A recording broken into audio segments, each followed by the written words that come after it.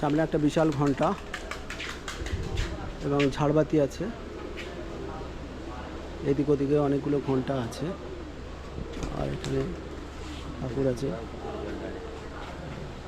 আমরা এখন চারদিকটা আপনাদের দেখে দিই, তারপর আমরা ঠাকুর দেখাচ্ছি।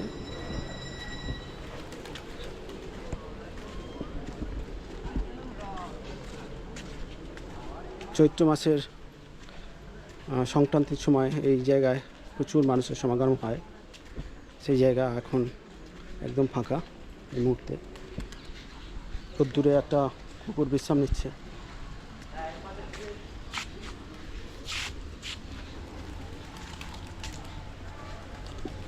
আর সামনের দিকটা আপনাদের দেখে দিচ্ছি।